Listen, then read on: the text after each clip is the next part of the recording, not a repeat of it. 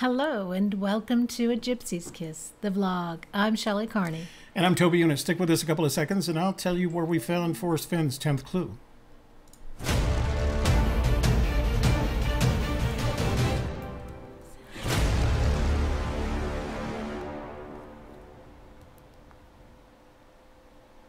You're back. And we're back. Today we're going to be talking about Forrest Fenn's 10th clue. But first, housekeeping.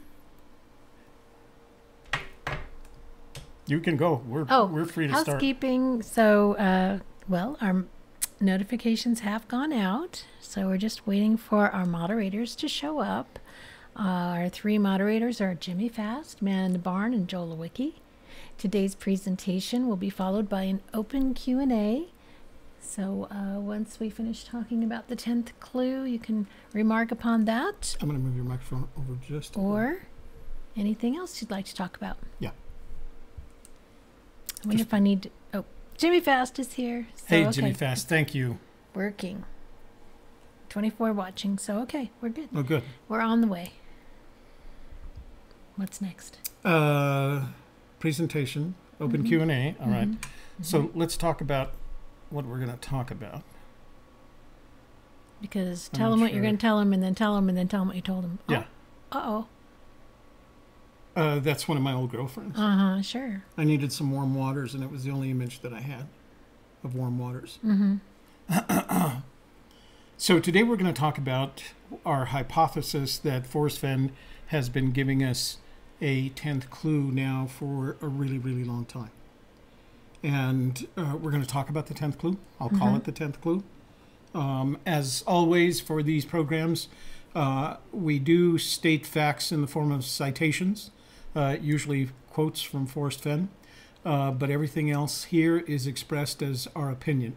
You can take them or leave them, do with them what you may.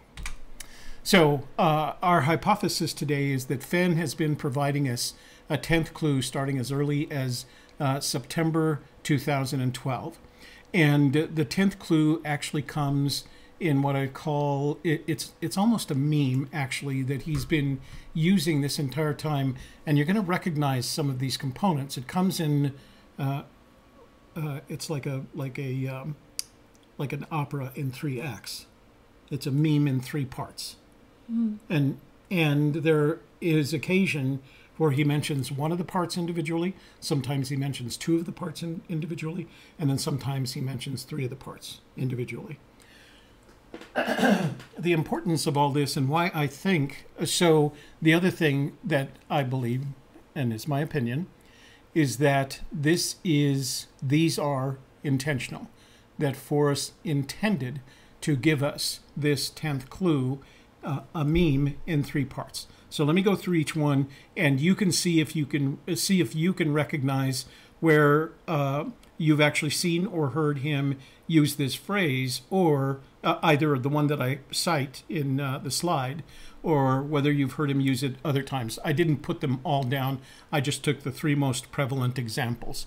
So the first part, the first act of this opera came in September of 2012 at the Collected Works bookstore, the first Collected Works bookstore event, where he said, and I quote, Collected Works?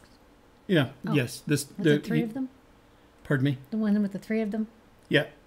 Well, there were 3 of them at both of the Collected Work events in 2012. Right. Or there was one in 2012 and one in 2013. Oh, okay. I was at the one in 2013. Oh, I see. This Okay. was in 2012. Okay. You know who has a recording, I think, of this is Desert File. David Rice has a handheld recording of it. Okay. So Fenn says, several months ago, some folks correctly mentioned the first 2 clues to me in an email, and then they went right past the other 7, not knowing that they had been so close. Now, this is the first act in that opera where he mentions often that searchers have written him, have sent him emails, telling him where they've been, and then as a result, he figures out that they've figured out the first 2 clues, but gone past the other 7. So this is the first of those meme part, the first part of that meme, and you'll hear him say this in several different ways. And I think that was the other thing about the research that I did with this, is the number of times that he's used this variation, not this particular part, but how many times in interviews and in writing he responds with this same meme.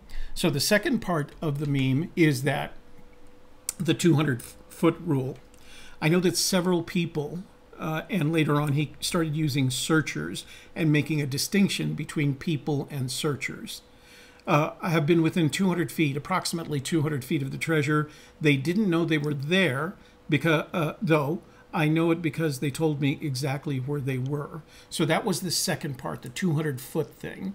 And then later on, this was in 2015, later in 2015, he started combining the 200 feet with searchers and then they went right past it. So the third part of this is he, in a response at Collected Works in 2013, he said he was answering a question. How do you know people have been close to the treasure? He responds, I don't know what you mean by close, but I know that people have been within 500 feet at Collected. He said that at Collected Works. So now that we have three pieces, searchers have been within 200 feet and then went past the other 7 clues. That people have been within 500 feet. And in one case, he says, and we're going to show that in just a minute, he said lots of people have been within 500 feet. And then searchers have figured out the first 2 clues. So those are the pieces all put together. Now, the interesting thing to me was that at the lure, at the screening of the lure back in May of 2018, Shelley and 17. I'm sorry, May 18th of 2017. Shelley and I attended that event.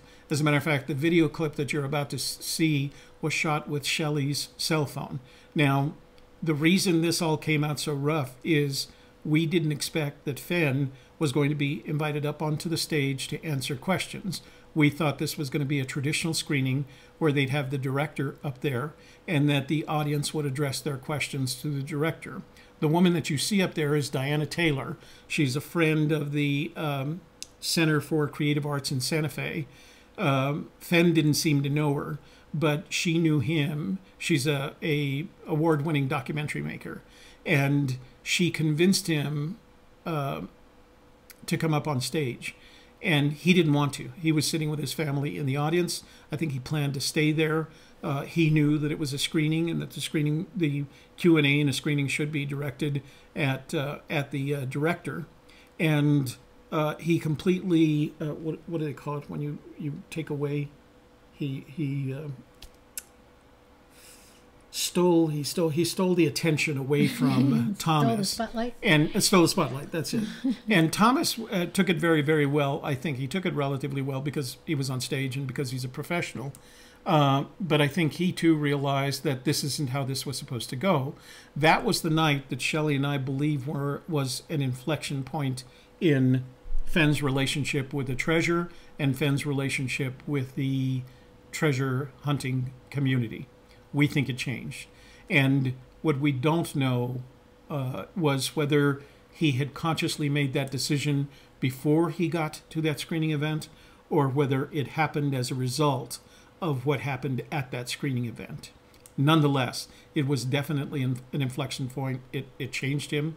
No more scrapbooks, very few communications, fewer and fewer emails responded to. Occasionally, something would come out. The Nightline video would come out. But even in the Nightline video, you can tell he was reticent about what he was doing. There was a book already in process of being published, but later on we find out that he had very little to do with the publishing of that book. Our friend Jessica Jenkins handled the editorial responsibilities, and Lou and Susan handled the graphics and production. So he didn't have a lot to do with it. And my guess is that it was his way of repaying them, since the profits from the sale of the book go to the 3 of them. So there was lots of things happening on May 18th, but there were several questions asked, and we have videos of each one of them. one of the questions that was asked was, how do you know searchers have been within 200 feet of the treasure? And I don't believe that question came from the audience. If I remember correctly, and I cut this part of the video, I think that it was Thomas that asked this question, not the audience. And I'm going to play for you Fenn's response to that question. In just a moment. Well, because people have told me exactly where they were. And that's the only reason I know. And that 200 feet I think is pretty accurate. But there weren't very many people within 200, lots of people within 500 feet of the treasure. But the people that were with 200 feet didn't know that they were that close to the treasure, and they walked right on by it. And of course I would never tell them that, because they'd try to remember where they had been. And you can see, as Fenn is responding to the question, he's looking directly at Thomas, and that was my sense, that it was Thomas that had asked the question as opposed to one of the several questions that came from the audience. Thomas ended up repeating some of the questions, so I think that's all it was. I think somebody else had asked it. And then he repeated for me because he couldn't hear. Right. Okay. So let's go back just for a second and review that. Let me make sure we're And of course, he couldn't really see the audience because of the lights, so he would look at Thomas because it was just easier. Right. So here's how it went. How do you know searchers have been within 200 feet of the treasure? Fenn says, well, because they're ... People have told me exactly where they were, and that's the only reason I know. And that 200 feet, I think, is pretty accurate. But there weren't very many people within 200. Lots of people within 500 feet of the treasure, but the people that were within 200 feet didn't know that they were that close to the treasure, and they walked right on by. So this was one of the few responses to that question about how close people have been to the treasure, where he brings all three pieces of the meme together in one place. And I think that's why this particular Q&A recording is so tremendously important. Let's go back and just take a look at what I think is the 10th clue that he's been giving us this whole time. And again, it comes in a couple of three pieces. First of all, people, not searchers, have been within 500 feet of the treasure. Searchers have figured out the first two clues, and as a result have been within 200 feet of the treasure, and then they went right past the package of 7 other clues that led them to the treasure, right? So I started thinking about that, and this is the hypothesis that we came up with. And I'm going to represent it on this map first. And I know it's going to be difficult to see, but I've got a bigger version of this. And this is all purely hypothetical. I'm going to do it on here because you'll be able to see my cursor. The map that I'm going to show you after this, you won't be able to see my cursor, but it is bigger. So this is a road. I don't know if it's paved. I don't know if it's 2-lane. I'm going to assume it's a road that carries regular traffic. And as a result of carrying that regular traffic, I've identified it as the road that lots of people have been on. And those people, while driving on this road and not necessarily looking for the treasure, have been within 500 feet of the treasure. Now that's different from the treasure hunters. So I've identified the first two clues, Warm Waters Halt and Canyon Down. And as a result of that, apparently, have taken some change in direction. Now, this second road here represents a lesser road of some kind, the brown road, a dirt road. I don't know that either of those is true. I don't know that the road that goes from west to east is paved any more than I know that the road that goes from south to north is a dirt road. But I do believe there's 2 paths here involved on which people have been within 500 feet and searchers have been within 200 feet. So the searchers took off on that second road. Now, I drew a little stream in there because I assumed that Warm Waters Halt have something to do with the stream. And I assumed that because the searchers went down the canyon down, that the stream would have followed them. This is, again, purely hypothetical. I'm just assuming that. And it would be the kind of thing that I looked for. Then the searchers went right past the other 7 clues and past the treasure. Although on that road they were 200 feet away from the treasure. Well, this diagram represents the only way all of that could have happened. So I'm going to show you, I've got to switch back to OBS here, and I'm going to show you a bigger version of that, but I can't use my cursor.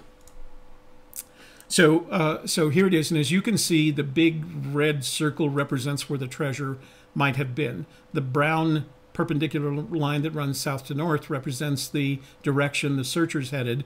The gray road that goes east to west or west to east, depending on how you see it, represents the road that lots of people have been on.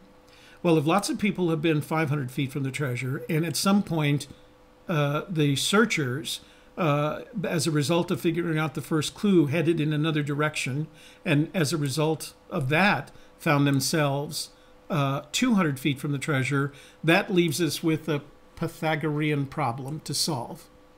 So if you remember your 10th grade geometry class? I mean, it's different for everybody.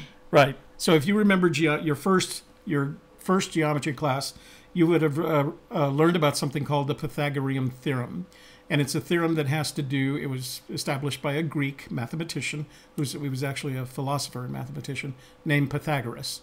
And he concluded, after much research, I assume, that if you have a right angle triangle, then in a right angle triangle, if you square each of the sides and then take the root of the result, you come up with the length of the hypotenuse. The hypotenuse is the line opposite the right angle in the triangle. So I hope I'm not boring you with all this, but it's just kind of fun to talk about Pythagoras, because I think this may be the first time that I've talked about Pythagoras since I left high school. The python and the hippo. Yeah. Okay. So the formula that you would have learned all this is a squared plus b squared equals c squared. That is side A, the square of side A plus the square of side B is equal to the square root of their total.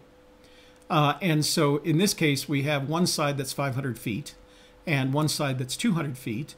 And 500 feet squared is 250,000. 200 feet squared is 40,000. They total 290,000. So you have to calculate the square root of 290,000.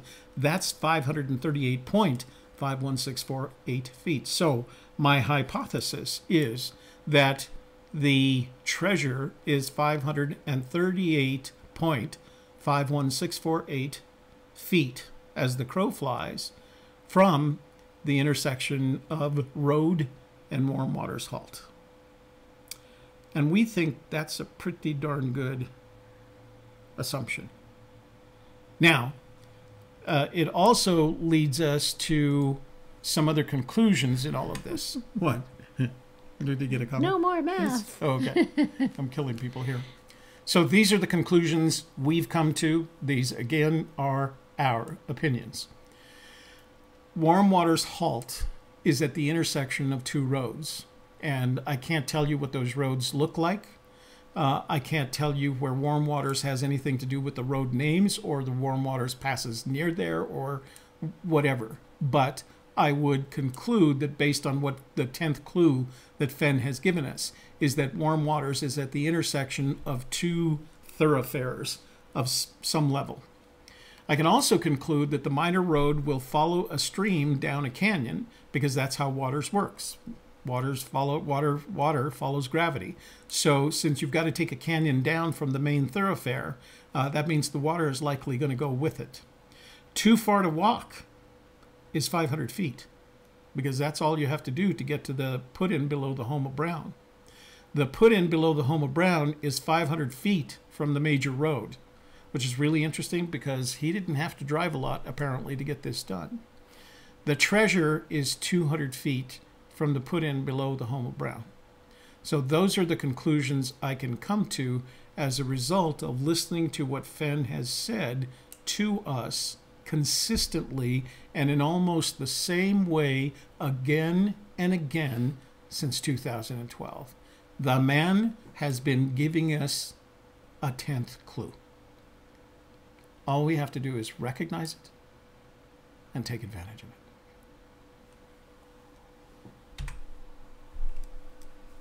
Okay. So, on that note, please do keep in contact with us by subscribing to gypsieskiss.tv and click on the bell to receive notifications. Find our blog at gypsieskiss.com and subscribe there for updates. At Instagram, you can find us at _gypsies_kiss for frequent updates. On Twitter, we are at @gypsies. Facebook is @gypsieskiss. And you can email us at gypsieskiss@gmail.com. Also, I've just started a new Reddit subreddit called Forrest Fenn Videos. I haven't populated it yet because I've got to move off 140 of our videos. Not move the videos, but move the links over there. So once it's up, you can also use your Reddit account to get to our videos and comment on them. If you'd like to share in the experience of some of our branded merchandise, you can find our merchandise with the Gypsy's Kiss logo and with the Gypsy's Kiss motto at zazzle.com/agypsieskiss. That's where you'd find the infamous Shelley book bag, for example, with our motto slide on it. Don't forget, please, with this video, make sure you like it. YouTube likes when you like our videos. Share it in your social networks by clicking on the share button, and you'll be presented with options for your social networks, as well as a shortened version of the link to this video. When you share it like that, it brings more viewers, more subscribers, and it inspires us to keep more active. And if you're not already a subscriber, subscribe to our channel, and when it opens up and you agree to subscribe, you'll see a bell to the right of the subscription agreement, kind of the grayed out subscription. Click on that bell so that you receive notifications when we release a new video or when we begin a live stream. And for any reason you guys say, oh, I get too many notifications, I'm so tired of all your emails, don't unsubscribe. Just click on the bell again and you'll stop getting notifications. As we're going into live chat, please take advantage and contribute to our project by using the super chat button down at the bottom of the screen. It looks like a $sign. You click on that and you'll get the opportunity to select how much you want to donate, and it'll present the screen to you in a color. And when I strongly recommend that you use that as an opportunity to ask your question, because it pops to the top of the chat screen and highlights your question at the top. So there is an additional benefit to contributing to Super Chat. If you don't decide to use Super Chat today, please feel free to go to our paypal.me account at any time and contribute to our project. We'd like to thank those that contributed this week. That was very thoughtful and gracious of you. And we use the money that you donate to us to get some better equipment. And next week we'll use it to get do some traveling. Yay. Oh, and by the way, that's at paypal.me/agypsieskiss. And this week coming up for A Gypsy's Kiss, today, of course, you're here. And tomorrow, 7 p.m., we'll have our panel discussion with Ramblin' Pam. Pam Shopman, that's correct. She's our special guest, and our panel will consist of Toby and I and Cynthia Meacham. Cynthia Meacham and my daughter will be there to handle production duties. Okay. Producer's duties. So lots of ladies coming out tomorrow night. Oh, that's right. I'm going to be the only male on the panel. Yeah, check that out. That'll be fun. And then Thursday, 1 p.m., we'll have book club, and we'll be talking about Chapter 7, Me in the Middle. Is that correct? That's correct. All right. Friday, of course, we'll have another episode of Just the Facts. Anything else? I think that's about it. You want me to go back to live stream so we can handle live screen? Live scream? Full, not the... I scream, you scream, I'll scream for ice cream. Full screen. Let's go to full screen camera so we can go to Q&A. Okay. There we go. All right. Let's get started with our Q&A. And let's say hello to all our friends. Jimmy Fast, Man in the Barn. Man in the Barn is the reason he's highlighted is because he's one of our moderators. Thank you. And as is Joel. Oh, look at you, got that up there. Yeah, I did. So we don't have to look down. Yay. Good job. JL, Joel Lewicki. So all of our moderators are here today. That's wonderful. Paul Oder Rubikson. Hello. Paul McGinty. Oh, yeah, he's from the Faroe Islands. Right. And Paul McGinty is from the UK. By the way, if you're from the East Coast, I'm going to apologize to you in advance because apparently you have a new snowstorm coming in, and it's called Snowstorm Toby. Toby's visiting the East Coast. My daughter let me know. Steve says hi. Dave Erickson, hello. We get $5 super chat from somebody. Jason Eunice. Oh. So because your daughter was here last week, now your son is here giving us super chat money. Hi, Jason. Thank you for joining us. Hi, Jason. That's Jason Eunice is my eldest and my eldest son, and he's a tinsmith by trade. He's a Spanish colonial artist. He has a beautiful family, and that photo that we were using for the thumbs up baby, that's baby Shush, and that's Jason's youngest son. He has four kids, right? Yeah, four kids. Four so far. Has provided grandchildren. He's very talented, and he does great work. And if you live in Santa Fe in July, they'll have the Spanish Market, and you'll be able to see Jason and his sister at Spanish Market in the last weekend of every July downtown on the Santa Fe Plaza. All right. Of course, he does travel all over the Southwest with his tinsmith work. Jason, when you get a chance, write down the website where people can see your work. Just put it in one of the comments. And let's see, we're on Crow Dudley from Southern Indiana. Jeremy Branson from Idaho. With a snowflake. T.I. Mattis, hello. Hey, T.I. Jeremy Milstead, hello. Tom Marinock. That's a new name. Erie, Pennsylvania. Yeah. Isn't Erie one of the Tri-Cities, right? There's Erie, Bethlehem, and Allentown. Oh. Tri-City area. I used to have a very good friend. One of my friends from Vietnam was a gentleman whose name is Mike Brockmeyer. And when we came back from Vietnam, I went up north to Erie to be the best man at his wedding. Oh. DeCall Thomas. Hey. Thomas. That's a new name, too. JT. Virgil Kane. Wave from Iowa. DeCall's pretty... He's always commenting on the forums. So. Oh, okay. Great. Then let's see. Jake. 10th clue in the poem? No, it's actually 10th clue not in the poem. Cindy Guess. Hello. James Cruz. Hello. Chuck Hunter. Hello. Everybody from the great state of Texas. Well, hopefully not too close to those package bombs going off in Austin. That's sad. But they're going to get him. They'll get him. He wants to be got. Lola did it. Lola from did it. Los Alamos. Oh, nice. Very good. Paul we're Ammons. Practically neighbors. Right. In comparison to a lot of other these folks. Yeah. John Polasek. David Dow. Buenos dias. A usted también. Steve Smitherman, hello. BJ Chambly here, good. Susan Heckenleibel, hello. Angelina Horn, hi. Angelina was my mother's first name, Angelina. An average person, good afternoon. Hey, an average person, I'm going to scroll up. You ready for this?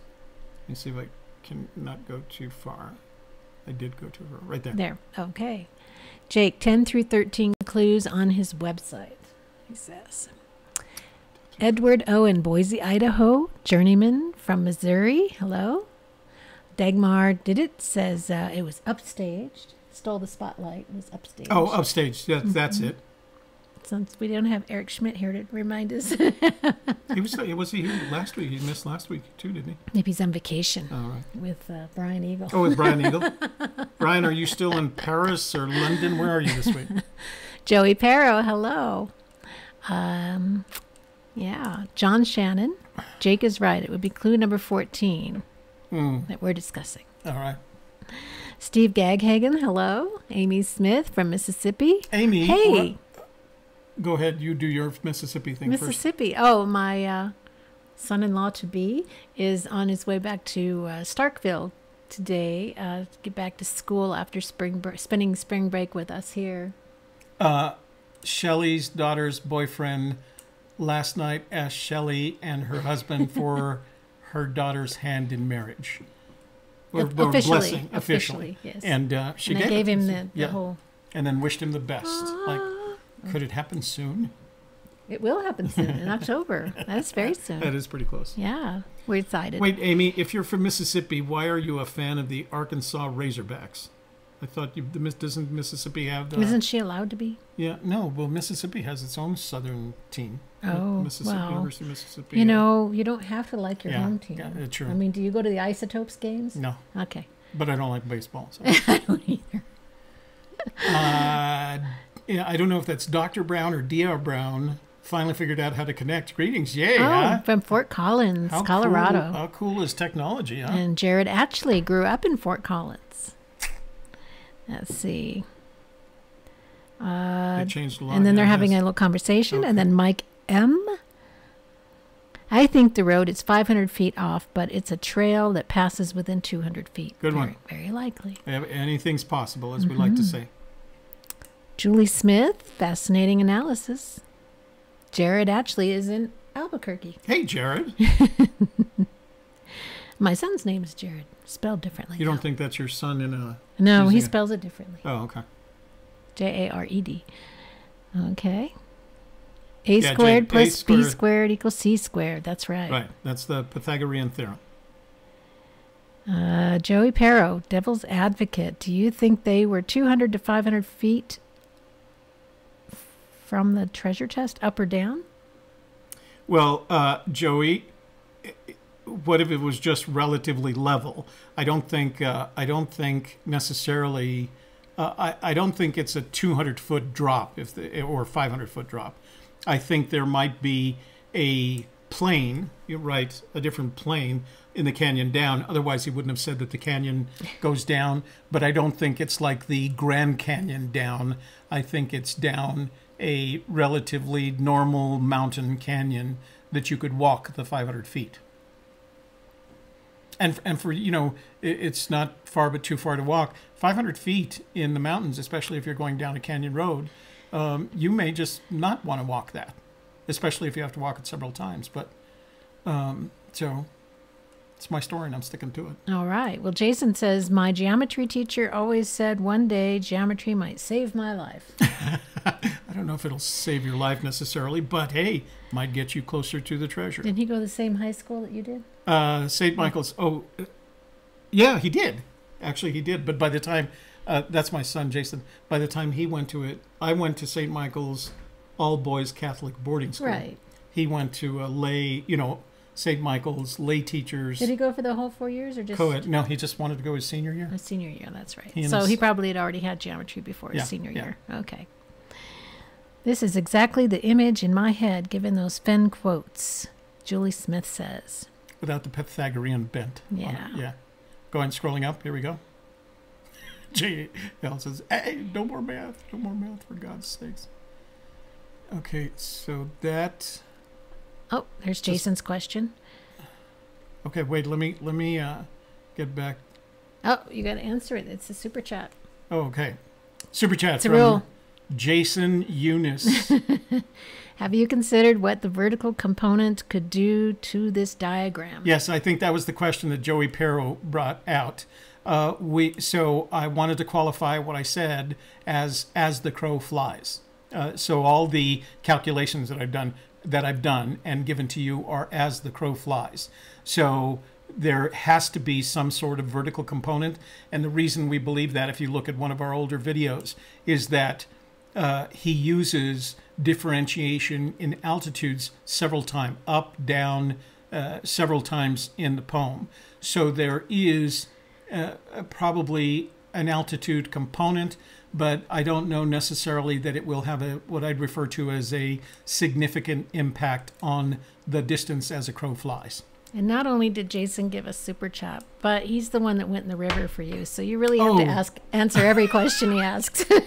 So if you go to our blog and look at AGK photos, the first recon and the first set of photos was the recon that I did right after I got the book, like everybody, where I said, oh, hell, I know exactly where this is, and convinced Jason to go with me. And at some point I convinced him, I don't know if I convinced him, I asked him to cross the He's an adventurous sort. the spring thaw swollen Rio Chama as we were looking for this. And then later on, we actually got rained out so that we couldn't leave. We had to spend the night there. So it was a grand adventure for our first recon. That was Jason. Jason was with me on our first recon. I should point out that he hasn't gone with me since. Maybe there was some... No, you went too far. Okay, tell me where. The one that says no more math. Okay. Was Fenn only talking in 2 dimensions horizontal? Again, Where do you see that? Dr. Brown. Okay. So you can't... I don't know, right? I don't know when he was saying people have been within 200 feet of the treasure. It strikes me that the Occam's razor version would to me mean they were within 200 linear feet, or as the crow flies, from the treasure on a horizontal plane, as opposed to they were standing on the edge of a cliff. So the more logical to me would be a horizontal plane rather than a vertical plane. And Man in the Barn says, your diagram is one option. A second option is there is a trail parallel to a road with, is that 300 feet or 300 inches? 300 feet. Okay. Well, it's 300, he meant 300 feet. 300 feet between them. Searchers on the trail are 300 feet closer than the cars on the road. We considered that, but the calculations, the explanation required to get on the parallel road is much more difficult, and he doesn't go into that. He doesn't, he's very clear about they went, they got to the first 2 clues, and then they went right past the treasure. It is possible, and it certainly is a second option. Well, let's put it this way. Those, mine and yours, are 2 of probably several ways that one could take the 200 feet and the 500 feet and the 2 clues and the past the treasure, etc., and interpret them geometrically. This is just one of those. Jason and Dr. Brown Mm-hmm. have come up with vertical possibilities. So this is one of many. This, what do they say? This is ours. There are 8 million stories in the Naked City, and this one is ours. Okay, so AJ Rainville, I'm an engineer. I'll let everyone look at my test. So he's doing the math for us as well. Oh, okay. All right. Edward Owen Fenn said there was no known human trail near. That it could very well be possible. The question is, what is near? Because on a couple of occasions he said you could be within 50 feet and not know it. And having spent as much time in the field as I have, you could be 10 feet from a trail and not know there was a trail 10 feet from you. So, yeah, we have no doubts about it. And certainly this theory, the 500-foot, 200-foot theory, accommodates that. Because once you're up there, if you're 200 feet away from a trail, you're way away from a trail. You're bushwhacking at 20 feet, An average person agrees with you and says, define near. So, yeah. Yeah. It's one of those words that there's no numbers associated with it. And Fibonacci says, oh, what if the gray road is a bridge? It could very well. That was one of the things that we considered, that the gray road goes over a bridge under which a stream or a creek, a stream or a river runs, and that may have something to do with the warm waters. But at this point, we have to accept the possibility that it's the intersection of the roads. We went up in Pilar. There's a road that we go by every time we're in the canyon down, and it's called Agua Calientes. Now, that's hot water. So I suppose there could be a road called Agua Caldos, or, Geyser Road or something. So we have to accept the possibility that warm waters may have more to do with the intersection of the roads rather than anything to do with water. So we've considered that in our research. Warm Springs Road, like Warm that Spring. in Browns Canyon. Yeah, exactly. Yeah. John Shannon is sharing the clues 10 through Ooh, we got super chat. 10 through 14 with us, 13. Wait, say that again. John Shannon was sharing clue 10, 11, 12, and 13, and those were the ones that he shared on the Today Show. Oh, the Today Show. Yeah, I started thinking about those, about whether or not I had come up with a 10th clue.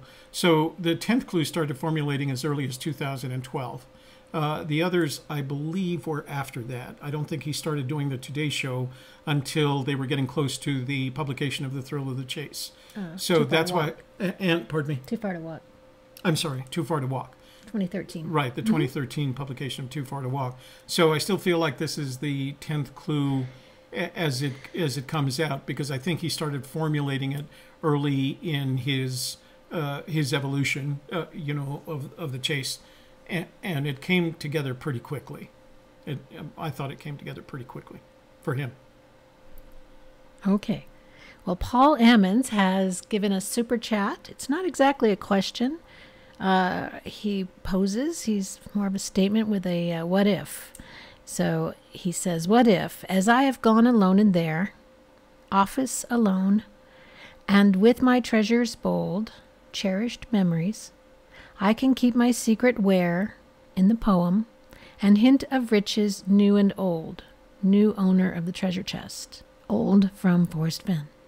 Paul, I think that's a perfectly reasonable interpretation of the first stanza. The question that I keep asking myself about the first stanza is there anything in the first stanza that will help me get closer to the treasure? And so far, I've come to kind of the same conclusion that you have. It's very romantic, and it has some legalese in it, but I haven't figured out how it helps me get to the treasure. Now, in our last week's presentation on Fenn as a surveyor, we thought perhaps it could establish the point of commencement. So there might be something in there. I wanted to address someone, I think it was Dr. Brown. Hard to listen to Toby and follow the chat. I think he's ought to just speak joking. slow. Oh. He's just saying that he's trying to listen to you and read all the chat at the same time. Oh, well, the advantage, Dr. Brown, is because we're a YouTube partner, we now have live chat replay. So when you see the replay of this video, what you're going to see is the live chat going along the video, right next to playing right alongside the video. So you'll be able to read the chat as many times as you want. How cool is that? Thank you, YouTube.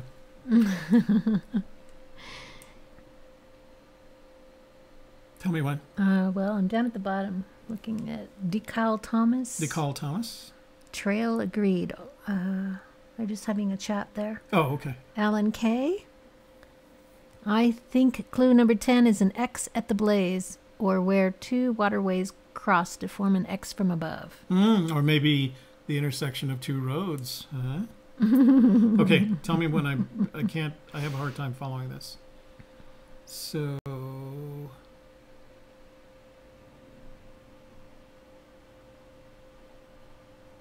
Okay. Decal Trail agreed. We're at Paul right there. Okay. The pink one. Got it. There. Paul Oder Rubigson, great info. My guess would be that a trail where a lot of people hike would be 500 feet of the treasure. The few who were 200 feet from the treasure were off trail. And that was the point that we were trying to make. You know, we don't know. We know that there's two very distinct trails. One that puts you 500 feet from it, one that puts you 200 feet from it, but they could be, one could be a interstate for all I know, but they could just as likely be a pair of lightly used trail at 200 feet versus a more often used trail at 500 feet. So yeah, that's why I tried. Just when I did the diagram, I was, just using things that were popping into my head. But as I said, when I got to the diagram, they could represent anything, just two very distinct trails. Jan Kerb says, so according to this theory, some searchers are missing or bypassing the home of Brown?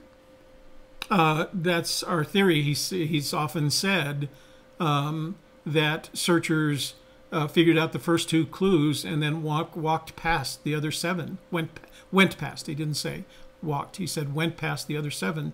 So in our opinion, they are missing the put in below the home of Brown. They just continued past what is the home of Brown and continued looking for it. So the funny thing is, and what's weird to me is he said that enough times since 2012 that if I had been a searcher that had gone out on recon before he said that, I'd go back over every trail that I had been on to figure out where that damn put in below the home of Brown is. And but he also often says they didn't know they had done that. They based on what they were telling him. So here's another testable hypothesis. He made all these stories up in order to present you the clue. There are no searchers within 200 feet. There are no people within 500 feet. He doesn't know. He needed that. He needed those parts of the stories by assumption, if nothing else, because as usual, he's not. What's that line about? You tell the truth, but not all the truth. Yeah, he's telling us the truth, not all the truth. I'm not even certain that he knows that there have been searchers within 200 feet or people within 500 feet, but he needed the embellishment of that story in order to provide us, and that's what kind of reinforced my thinking that this might be an additional, that what he's giving us here is an additional clue. So because the way that it is said, the way he repeats it, and it's almost verbatim each time he describes it the same way, when somebody does that, that to me is memorized. And when something is memorized like that, it could just as easily be invented. And so I'm not even convinced that those searchers have been there, that have been within 200 feet, or people have been within 500 feet. I think the reason those numbers are there is to help us, to give us that 10th clue. Now, that ought to start some chat there, huh? Okay. Susan Heckenleibel. I think maybe searchers were on a human trail 200 feet away. You have to go off the trail to find it. Yeah, we agree. We think that the put in below the home of Brown is something that's going to require you afterwards to get off a trail. We don't think there's a trail between the put in below the home of Brown and the treasure, that you're bushwhacking at that point. No place for the meek. No place for the meek. That's right. Tom Marinock, where does your blaze fit into this theory? We're not there. We can only, in this theory, in this hypothesis, we can only get as far as the put in below the home of Brown. So we're still nor do we try to identify the blaze without being boots on the ground. We know what we're looking for, but like everybody else, what we want to do is avoid going past the package of 7 other clues. That means going past the put in below the home of Brown. So for us, that's the next big thing, right? Wayne Peterson, Nugget Brain is in the house. Nugget Brain. Nugget Brain. Is that your nickname, Wayne, or is there somebody else out there? Probably. Okay. Okay, Cindy Guess. So when is your next recon? Starting next Thursday. So we won't be doing. We'll talk more about this in the lineup for the week that I'll release on Sunday. But we're headed out next Thursday. Is that right? Mm-hmm. So yeah. Look for book club on Wednesday. I don't know if we're actually going to do it. Oh, okay. We've got a lot to do between now and then, so we'll talk about that over the weekend. We might forego book club next week. We will release a FAQ because that's done via scheduling. But there's a chance we will be on recon on Thursday, and so we're going to have to decide whether or not we're going to do a book club next Thursday. Oh, okay. Next week is your answer. Right. Okay, John Polasic. Oh, we just got another super chat. Lola did it. Do you think he is giving this clue because he wants the treasure found before he dies? Oh, man, anything I could say in that matter, Lola, would be an uninformed opinion. There are times where I say to myself that he doesn't give a damn one way or the other, that he doesn't care whether it's found before, because he said that. He was, it's the whole, I hope it lasts 100 years and people should be looking for it in 1,000 years, et cetera, et cetera. but I don't know. I think there's a part of him. There has to be a part of him that would love the idea that this treasure is found before he dies. So A, it's over with. B, he can, there's been enough people that have claimed that this is all a hoax, that that idea can be redeemed, if you will, that it's not a hoax, that the treasure was out there, and people will look in awe as they say, you know what, that guy said he was going to do something, did it, and here's the proof that he did it. So I have mixed feelings. I used to be leaning towards the I don't think he cares one way or the other, but recently with the things that he said and with the evolution of this particular clue, I'm starting to think that he would like to be alive when the treasure is found. Whether or not that's possible, none of us has any control over, right? No one has control over when how long we're here. So, good question, by the way. John Polosic, going with the surveyor idea, do you think that it is possible to have to reroute to make it to the treasure, like circling around to make it to the top of a waterfall? So, John, that's a difficult question because the implication of reroute. I didn't mean to imply that when I said the treasure is 538 feet as the crow flies from the warm water halts, I don't mean to imply that your treasure or your implementation of your clues would mean a straight line. I don't believe that any of this is in straight lines. I still think this is a geometry problem and nothing more than that. So I don't think that there's any rerouting. I think what you do is take advantage of the idea that this is significantly reduce the size of the search area and then follow the clues. And the clues are your route. Whether or not they're actually a straight line of 200 feet, which I doubt, that's a different question. All right. Jake says, is it possible that those searchers that figured the first two clues then were within 200 feet of the treasure were searching on several days and both these events were not on the same day? Jake, as usual, anything is possible, but I don't have any way to validate that. It could have been one day. It could have been multiple days. There's no indication in anything that Fenn has said or the way he said it that would tell me that, unfortunately. Nor'easter Toby will be hitting my area tonight. Yeah, we talked about my daughter Toby sent me a text message letting me know that the northeaster named Toby is going to be hitting the coast. And Mike Maddox says hello again. Joel Lewicki, an alternate interpretation of this 10th clue is that after you put in below the home of Brown, the clues themselves may lead you back to where you came from, so you passed it, going not far but too far to walk. Agreed. We think that's perfectly plausible. Rick Plank says hello from Cincinnati. Cincinnati, no need to apologize. And the advantage of doing this is YouTube turns it into a recording and you can go back and watch it all over again.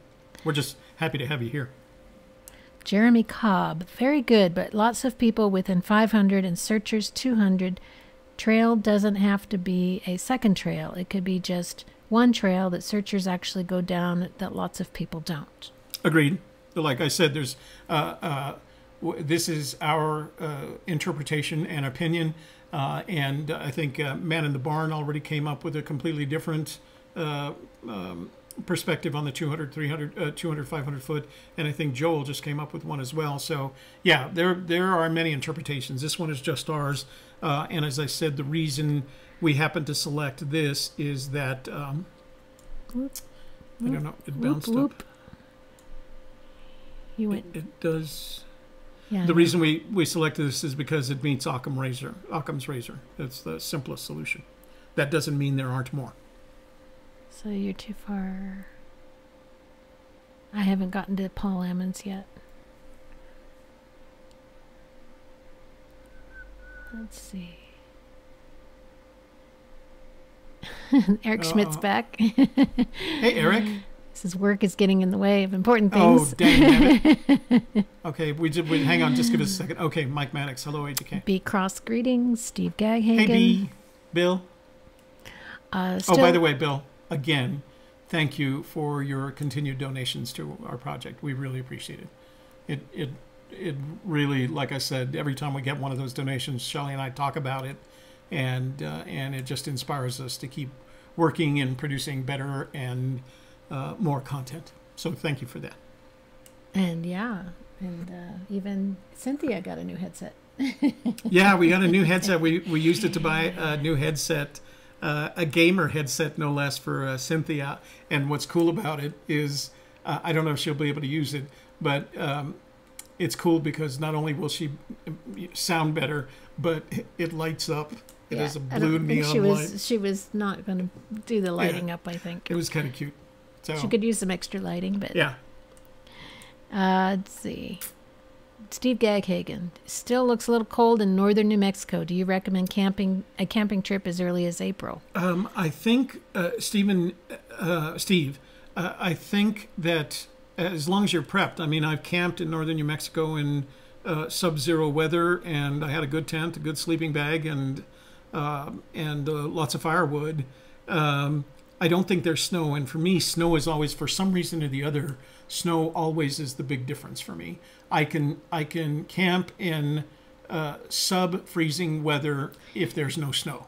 Snow just changes the whole algorithm for me. And we haven't had a lot of snow. I mean, like, we're planning to go up there next week with the expectation that it's going to be cold, but there won't be any snow. And we're not camping. We're right. But it's in the 30s at night, yeah, and the 60s in the daytime. So, but we're staying in a hotel. Overnight. Mm-hmm. Yeah. And let's see. Denise Bagley says hello. Hi, Denise. Steve Marilat. Nice presentation, but Forrest Fenn mentions these sayings, and they are vague markers, not exact facts. So if you go 550 feet, you're still okay, in my opinion. Yeah. We don't. Like I said, we don't have any evidence that that these are exact by any stretch of the imagination. We think that when you give a clue, that there's nothing going to be exact about it, that you have to deal with it. We just think that when he says 200 feet, he doesn't mean 2 miles, or that when he says 500 feet, he doesn't mean 7 miles. You know, he means about 500 feet and about 200 feet. So that's what we're working with. Hey, Eric, did you say hi to Eric? Hi, Eric. David Charles Davio says, hi, love you all. 10 days away from boots on the ground again, number 8. Amy Smith. Ever thought that too far to walk could mean that you have to jump there? Be like a rabbit. Jump? as in parachute jump? No, jump. I think just maybe jump from one rock to another. It could very well be. No, I've never thought that, Amy. I've always thought it was just a normal distance that I actually thought too far to walk meant that you'd have to drive. To me, 500 feet down a canyon road, whether or not you're bushwhacking, is a walkable distance. But you're going to be in a car anyway. So, and I think this is where the problem comes in. If you're in a car and you turn off on that intersection that I've described a couple of times, you know, you're on the people have been within 500 feet road, and you turn onto the searchers have been 200 feet road, your natural tendency in that car is to drive. 500 feet is, let's see, a football field and 2/3. So that strikes me as a relatively walkable distance. It's more easily driven, but I think your tendency is going to be to drive way past the 500 feet. 500 feet is going to seem to you like, oh, that's just not far enough. You measure that 500 feet, and I'm willing to bet that your first reaction to it is going to be, I'm too close to the road. It's not far enough. Well, you have to think about this. There's a little meme out there that there's a big bodybuilder dude, and he's like lifting really heavy weights, and he says more than 3 times is cardio, right? So I'm thinking, as a pilot, more than 500 feet you might as well fly. Exactly. Yeah. So I don't know. It's just a kind of a meme thing that came into my head. Thought I'd share. Okay, so Congratulations, Shelley. thank you. Oh, for being a mother-in-law to be. Future mother-in-law. Yeah, we're pretty excited. You should be. It's great to have such a wonderful son-in-law on the horizon. We're going to go to his graduation this May, so I may not be here the first week of May. We'll be in Starkville, Mississippi for graduation. Should I change my East Coast travel from April to May? Let's talk about that later. Not going to be down that long. Okay, Adam Sanders is here. Wait, Adam Sanders. You got excited. Adam Sandler. DeCall says fentreasure.com is where he keeps his solution. Oh. Where he shares his solution. Thank you. Mm-hmm. Work is getting in the way of important things like visiting us on our... Adam Sanders says, Forrest Fenn says not for the meek or not for the timid. So I think that it may be close to where people are, perhaps a landmark or a waterfall. Yep. DeCall, thank you. We like the geometry idea too. Has some merit, doesn't it? Akash Gabriel, hello. Hey, Akash, how are you doing? He's often made comments on our videos. It's the first time I've seen him in the chat room. Nice. CJ Thompson. Nay, if spelled nigh. Means brood or pheasants. Oh. Bushy area. Nice. Possible. Let's see. Any more questions? If the treasure is so close to the second clue, then the path could be some kind of circle, as there are 7 more clues. Maybe a spiral, which the natives carved on walls and stones. That's certainly the idea of a circle or a spiral. I don't know that necessarily I agree with that, but the circle or spiral would fit with our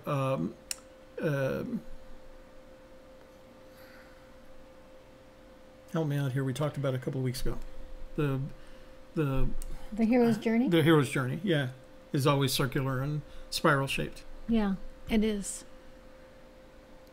DeCall wants to know if I've done a video on my solvent theories. I don't have a separate one from Toby because we work things out together. If I disagree with him in any way, or if I say we need to go here, then usually we'll go there because I want to. Because I don't often have specific ideas of places I really want to go. So the big difference with having Shelley on board is that I have to be more realistic around my solutions. My solutions up until the time Shelley came on board involved as much opportunity to fish and camp as they did actually looking for treasure. So, since it's not fair for me to set up a solution that ends up with me fishing and camping and not looking for the treasure, I have to be more cautious about them. So when I present a solution to her, she has the right of refusal, the right of, conversation and compromise in it. So it's actually been better for me to have her on board because she questions everything. That being said, I do have my own YouTube channel, but I discuss totally different topics on there. It's thesofterside.me, and I do relationship coaching and advice on that channel. So I hope you'll check that out. The Softer Side, it's Shelley Carney Productions. Mm-hmm. That's the name of the channel. Thesofterside.me if you want to go directly there. Let's see. Did I go too far? I don't think. Amy Smith, I'm from Arkansas, but unfortunately live in Mississippi. Sorry to hear that, Amy. I haven't spent that much time in Mississippi. The only time I go through Mississippi back and forth the East Coast when I'm driving. 1.9K subscribers. You're making waves. Yeah, little by little. It's slowed up a little bit in the past month or so, but our goal we'd like to be 2,000 before the end of April. We have before the end of March. Yeah, I don't know if we can make before the end of March. But hey, today's the first day of spring, so we're celebrating. Yep. Either way. Yep. We'll be dancing naked outside this evening. So we will. No, we won't. That's the 1st of May. Okay, sorry. Adam Sanders says, thanks, Shelley and Toby, for the great content. You're welcome. We really love putting it together. We have fun with it. Okay. AGK 1.0, that was, you had already read that. Okay, I'm scrolling up to...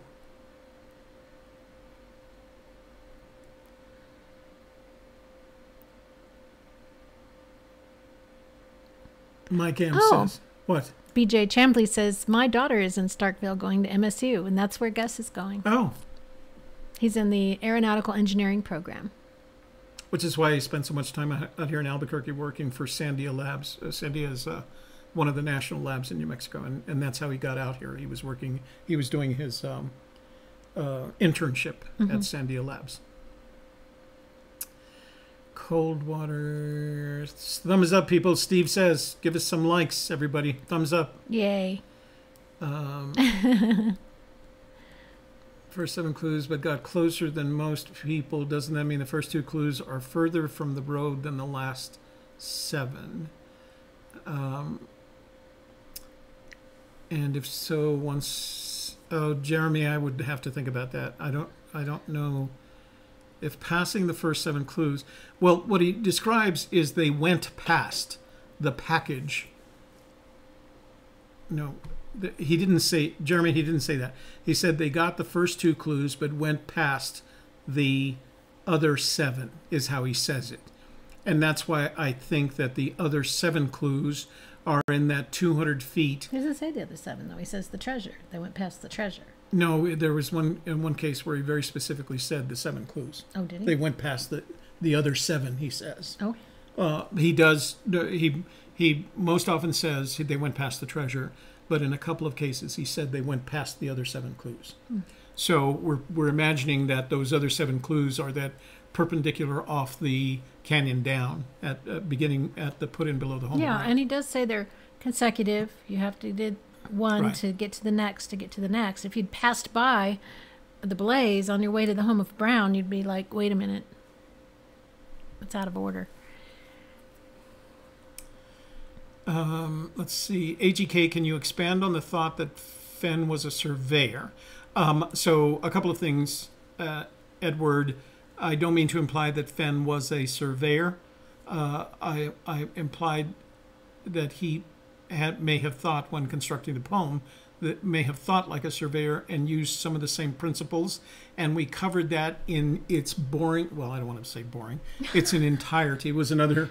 It was exciting last week. It was exciting It's last week's news now. Yeah, but that's it. So you can go to last week's video and you can get the whole layout of my thoughts of our thoughts on that matter, along with the discussion that went along with it. And 2, if you go back to it, and there's 2 links in the description box that will take you to the Mountain Walk, Richard Saunier's blog, Mountain Walk, where he talks exactly about that. So I won't bore everybody with it here, but an easy way to do it is just go to last week's video. Julie Smith wants to know, those that learned the first clue are more than halfway to the treasure, metaphorically speaking. Why would he say metaphorically? That's one of his curious things, isn't it? Because metaphorically, if you go from your house to Warm Waters Halt, and Warm Waters Halt is 500, and your house is not 500 feet from Warm Waters Halt, right? There's no way that our house, where we're starting from, is closer than 500 feet, unless there's some magical thing going on here where you guys are living in the woods and I don't know it. So when he says that, what he's saying is when you start this trip, you're further than 500 feet away from the treasure. But if you start at the correct Warm Waters Halt and you're now, in my example, 538 feet, you are metaphorically speaking way more than halfway if you consider from where you started. So it's a little Fenn trick of the words that he does, where he says, if you get to that point, you're metaphorically speaking more than halfway. Well, of course you are. You started in Albuquerque, for God's sakes. So yeah, you are definitely more than halfway. Amy Smith says, do you know anyone named Rufus? Do you? Rufus. I had a little stuffed dog that was yellow with button eyes. Is he not a cartoon character?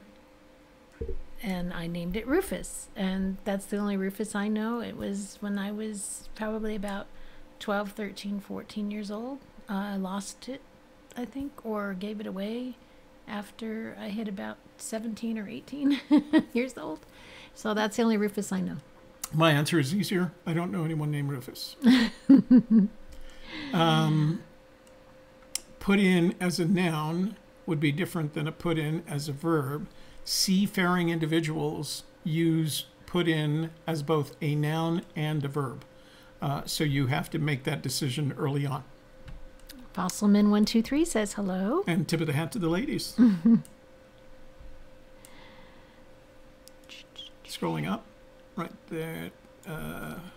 Journeyman, are all the clues after number 2 are within 200 feet, including not far but too far to walk? No. That's an interesting... Okay, so Fenn says they got the first 2 clues, the implication being that they got Warm Waters Halt and Canyon Down, and then they went past it. So the third clue is not far, too far to walk. That should lead you to put in below the home of Brown. So are not far too... So not far to too far... Not far but too far to walk, in our hypothesis, is 500 feet and perpendicular to the 200 feet. So not included in the 200 feet. I'm going to jump to Belva Jenkins. You are moving toward the home of Brown. If you get to the home of Brown, you've gone too far. Maybe. Go to the home of Brown, you've gone too far. I'm not sure. I don't know. AGK, how many days are you going on recon for? 1, 2, or 3? This one, we're only going on 2. And because we have a very specific place that we want to go, and we have some very specific objectives that we want to accomplish while we're there. In addition to that, as of this presentation, I have to do some additional research because it impacted our solution significantly, and so I have to do some work between now and then. But we're only going 2 days this time, and the reason is I have it's not a promise I've made everyone, but I try not to keep Shelley away from her family on weekends because they're all together. Her husband, isn't working on weekends, and her family's there on weekends, so I try not to keep her away.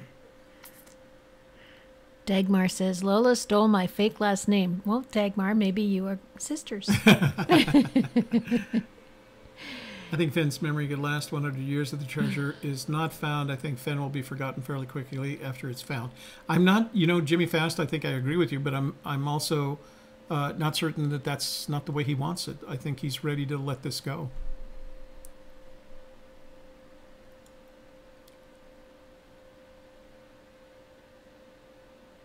Paul Ammons, Toby, I agree on the distance from the treasure chest to something else.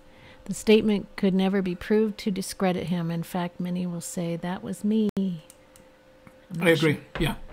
Yeah, we think that any time Fenn makes a statement like searchers have been within 200 feet or my gut feeling tells me that it's going to be found this summer, every searcher in the world with that's put any time boots on the ground, or perhaps not even boots on the ground, say, oh, he is definitely talking to me. I've scared him.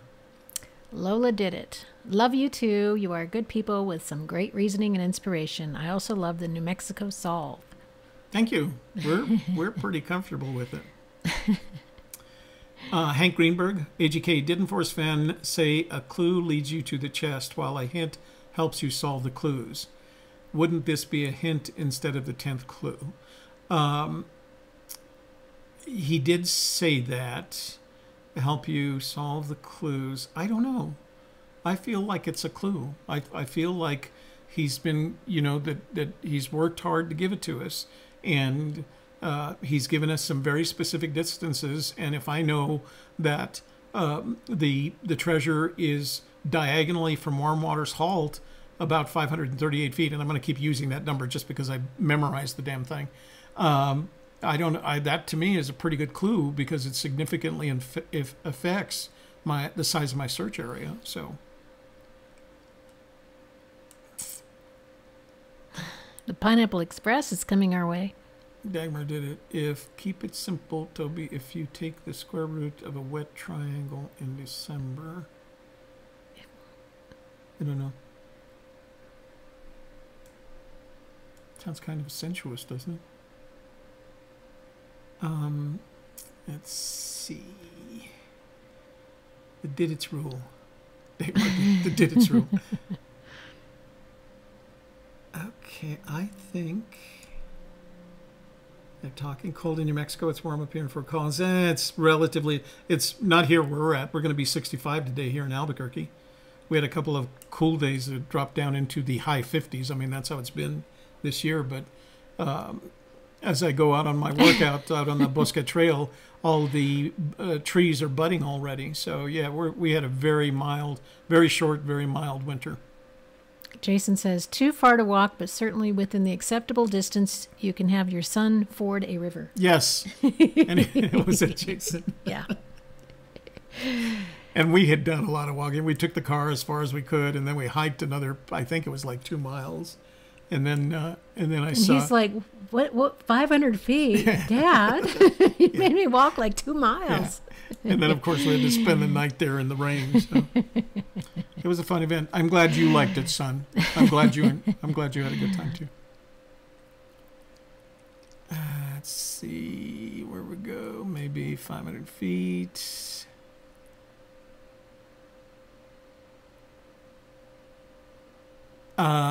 Dagmar did it. How do you know that Fenn will keep the location secret if finding the finder wants it to remain secret? He said this, if so, where? I can't give you the specific video, but he has said it more than one occasion.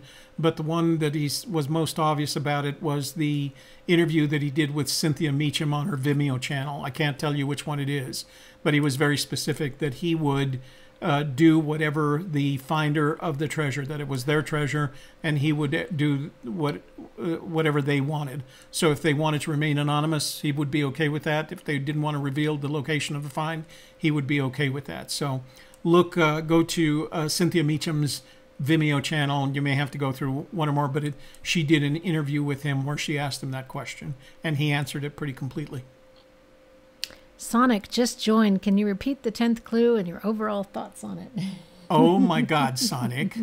All right, so one of the benefits of this live stream on YouTube is that YouTube turns this in about an hour and a half, 2 hours. It turns it into a complete recording. So you'll have the complete recording to refer to, because these people in the chat room will kill me if I start going through this all over again. So wait about an hour and a half, 2 hours. Actually, once we finish. Or I could have just said, you know what, the where Warm Waters Halt is an intersection, and you're within 500 feet of the treasure when you get there. 538.416. See how easy that would have been? Yeah. So just watch the video again. Otherwise, we'll have a revolt in the chat room. So Cindy Guest says, can Let someone... me scroll down just a little bit more. Tell me where. There. Okay. Now we're getting close to the end. Can someone find the quote where Fenn said searchers went right past the other 7 clues? I can only find it on blogs. The only thing I can suggest is go to terryscant.com and search it there. I had it. I had all these things for the presentation, but I was picky about which ones I used. And if you have a copy of Chasing Words, that PDF file that they sell, but I'd suggest going to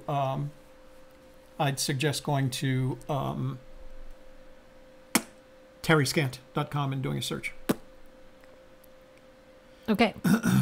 Amy Smith wants to know if you know the biggest crossroads in the USA. The biggest crossroads? If I know do you know the biggest crossroads in the USA? It's got to be... No, I don't. It's going to have to be 2 interstates with big flying crossovers like we have here in Albuquerque, but I don't know what they are. I guess it would have to be like St. Louis or Chicago. Yeah, or someplace there, over the Mississippi.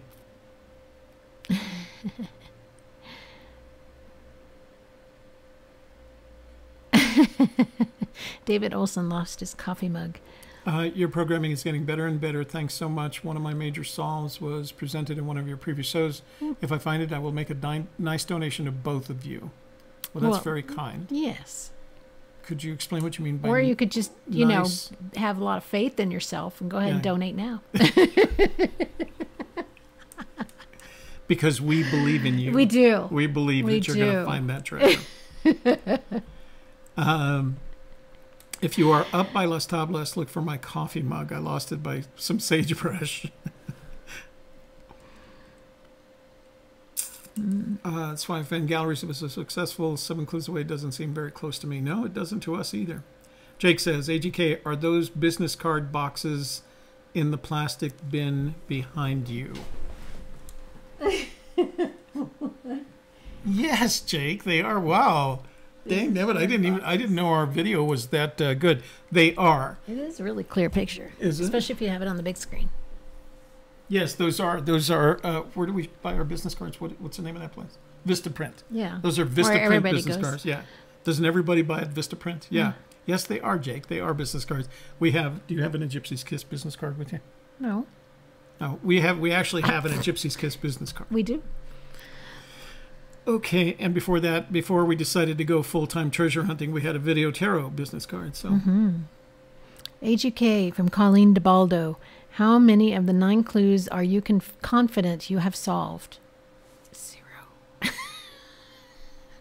0. Yeah. The answer is 0. We have a good feeling about where warm waters halt.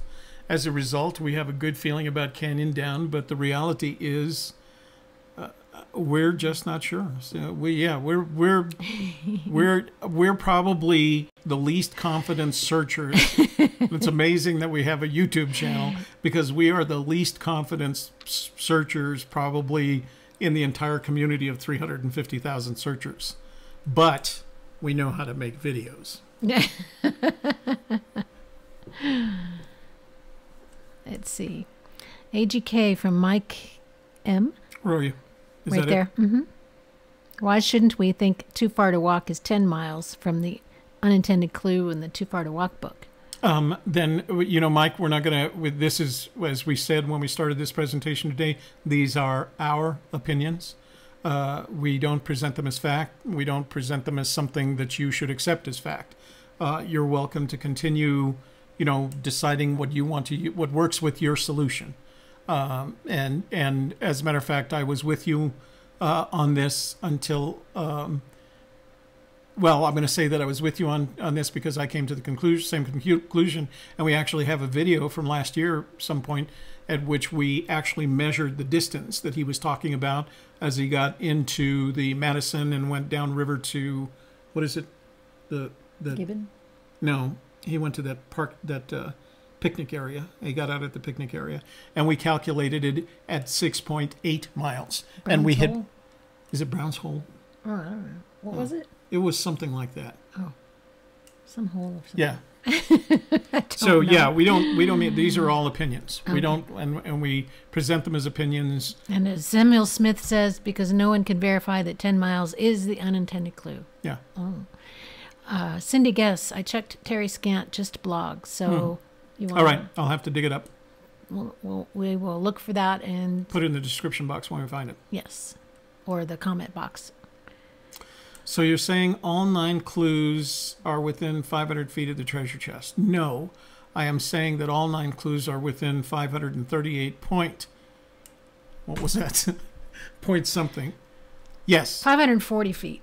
Yeah, I'll tell you what. All 9 clues are within 600 feet of the treasure chest. How's that? Or wait, how did he ask the question? 500 feet. Yeah. So all 9 clues are in a 600-foot radius. How's that? Does that work? Yes, I am saying that. But that's my opinion.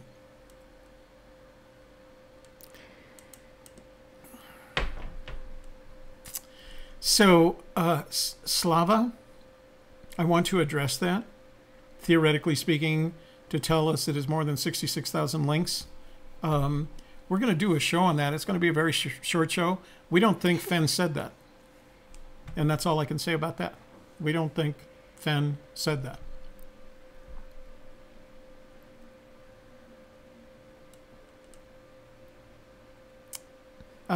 I don't, Dr. Brown, I don't think Fenn said that, not that I recall anyway, even in the interview with New Zealand. It's on our channel. You can find that interview as a audio only on our channel.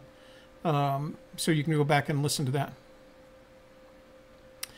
Michael O'Connor, AGK, is it possible the 9 clues are across 4 states? Michael, as we say to all of those, anything is possible. We think they are within a 600-foot radius of warm water salt. And Four Corners is not in the Rocky Mountains. Yeah.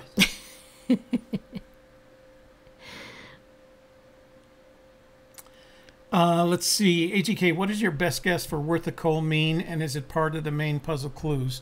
Worth a coal to us means the possibility that you may have to cross a you may have had to cross a stream as part of the implementation of your solution, but we don't think it's one of the primary 9 clues. Did we lower our chairs or raise the camera? Well, Toby's going to lower chair. Oh, you know what? I did. I decided I was sitting. We have these stool height chairs that I have Shelly sitting on, and I did it last week, and it screwed up my back for 2 days. So I thought I'm just going to go back to sitting in my desk chair. So yes, I am in a lower chair. We didn't change the camera. Baker's Holt. Okay, that was it.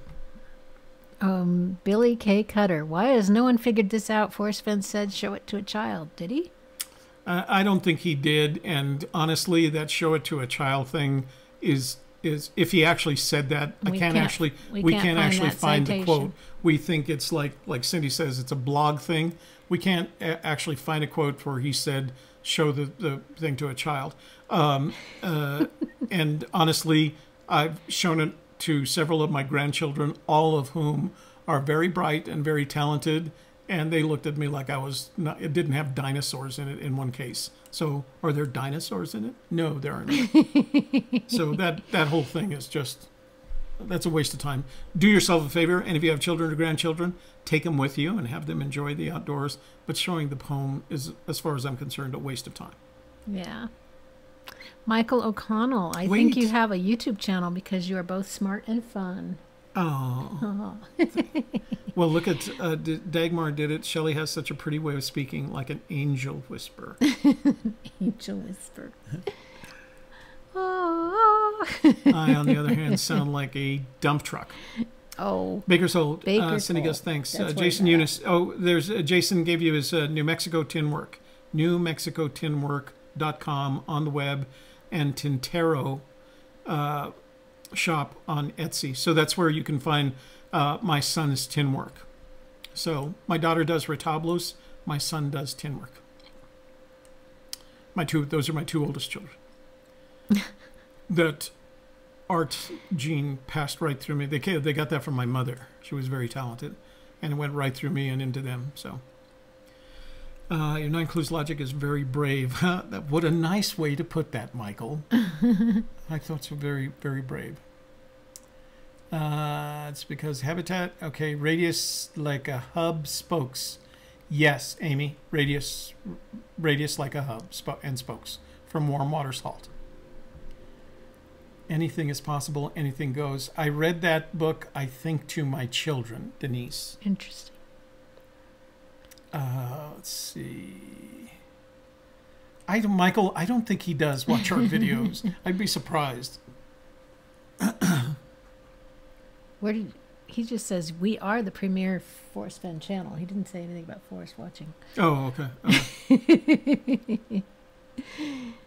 okay.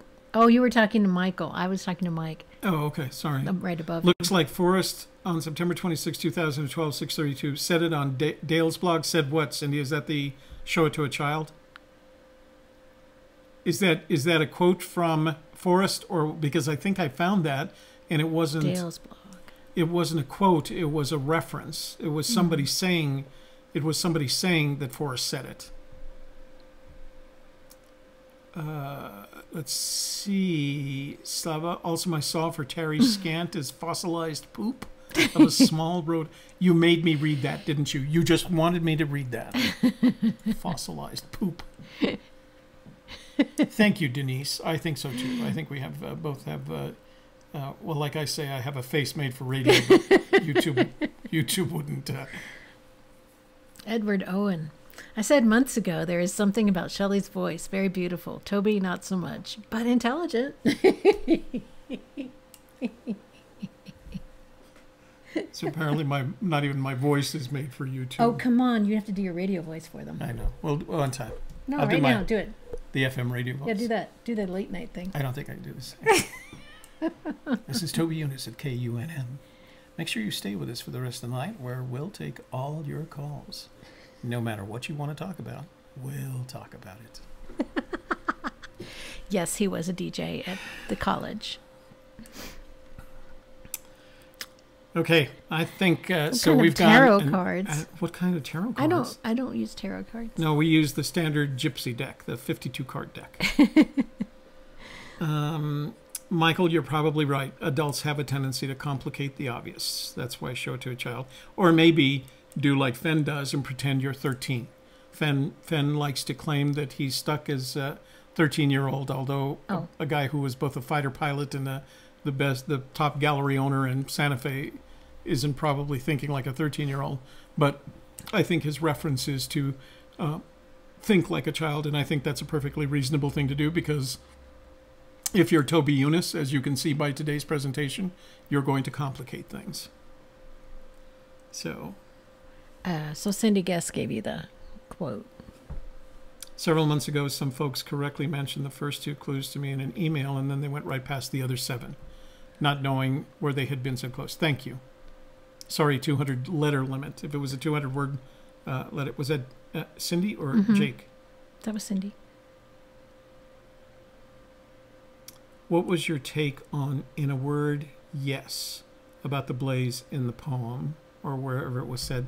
Jake, I remember the quote, but I don't remember the question that was asked. It was one of those questions that was asked on Mysterious Writing, and I can't remember enough. You know, with Fenn, almost everything he says is important, so one has to question why he would use the phrase in a word to precede the word yes. Why didn't he say just yes? But I don't remember the question. And at the time, I remember thinking it was one of those things that piqued my interest, but it wasn't enough to, follow up on. Now they want to hear you speak Spanish. Now you have to do your uncle. Mundi. Uncle Mundi, oh. Buenos días, damas y caballeros. Este es el mundo delgado del KTRC Radio en Santa Fe. How you want to hear me? I can sing in Spanish. You ready for this? All right, Dagmar, you asked for it. I better get back from that. No, are you really going to sing? Yeah, I'm going to sing. Tanto tiempo disfrutamos de este amor, nuestras almas se acercaron, tanto así que yo guardo tu sabor, pero tú llevas también sabor a mí. I sang that at my son's wedding, and I need to sing it. It needs to be an octave higher, so got too low there. So you sang at your birthday party. I remember that one. Yeah, I did. It's called Sabor a Mí. We need to figure out how the first 2 clues. Toby, please say good morning, like Robin Williams. I used to listen to him. Well, it wasn't Robin Williams. It was, I can't remember his name. Good morning. I can't do it. It's been too long. I used to be able to do it. Really? Good morning, Vietnam. Mary Green, HK, did broadcast starts. Ciao, Manyoy. How many languages are we going to speak today? We're going to limit it. I don't speak any, so. Well, you speak English, so you do speak it 1. Yeah, no extras. Let's see. So Paul gives me a golf clap. Toby is a hot ticket. Yeah, right. Bravo. Okay. Muy bueno. Tanto tiempo. He loves. I'm cracking up. Dagmar loves mariachis. Oh, then you would like.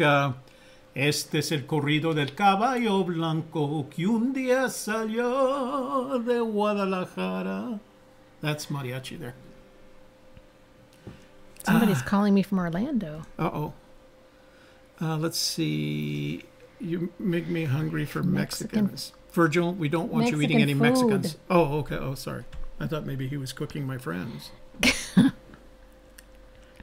Let's see. Question to Jake's answer was if the blaze was a single object. Is the blaze In the word yes. Yes. Oh, I see. Yeah. That's why I remember now. I didn't disagree with that. I don't think the blaze. I think the blaze is a single object. Now it may be a single large object, but I think it has to be. I think it has to be specific, and I think it has to be durable. So yeah, I didn't think much of the way he answered it, because I think what he was saying is he would have to answer it the way that I just did, right? He would have to say, well, it's a large object, or it's a large geological. In a word, it's a single object. Yes, but that doesn't. He's doing it again, right? He's telling you the truth, but not all the truth. So he's not describing what this single object looks like. I actually really liked Mike Cowling's answer to the blaze from our last last panel, where he came up with this idea that it might be a piece of bronze that he cast and put in place to mark the spot. So, Could be. I guess you would know it when you saw it.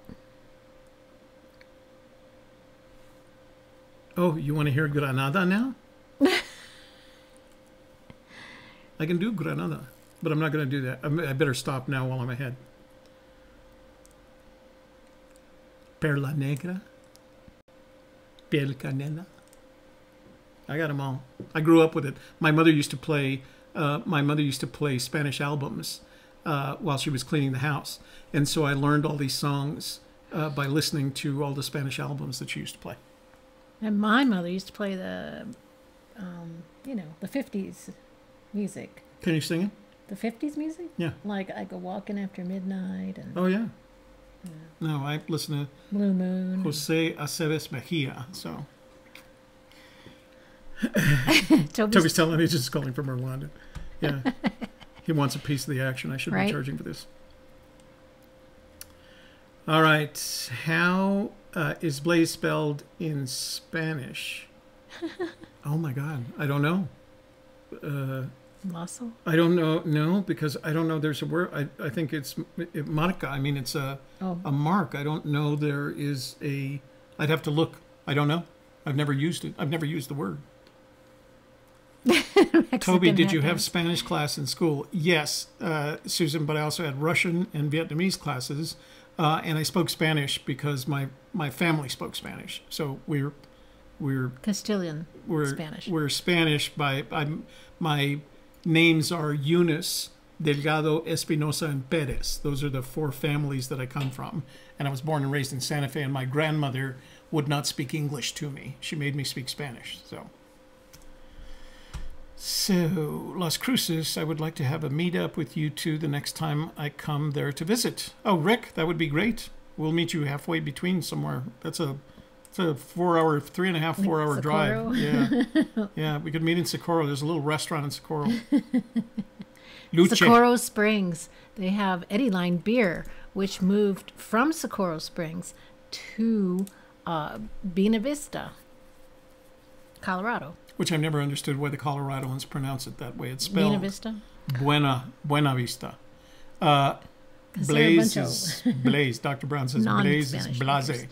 Blase. I don't know. What is Edward? What is luce? Luce. Blaze in Spanish is blase. Isn't that okay. those wrestlers? So, Blaze luchaderos. They wear the masks. Man, we are covering a lot of territory that has nothing to do with Fenn's search here. Okay. All right. No more questions. So let's. I'm turning off the. Blaze is Blaze. Blaze is blase. Blase. Blaze is Blaze. It's an S sound. Okay, let's go back to OBS, and we're done with Q&A. You guys are going way off track here. Hang on, let me see. And it's 2:38. And it's 2:30. So we're getting a little and people tired-ish. People are leaving the chat room, so let's. We're like, all right, guys. This isn't even about Fenn anymore. Yeah. So do we have to cover any other territory? Thumbs up. Yeah, please give us a thumbs up. Share this video with your social networks. And what was the other one? Please.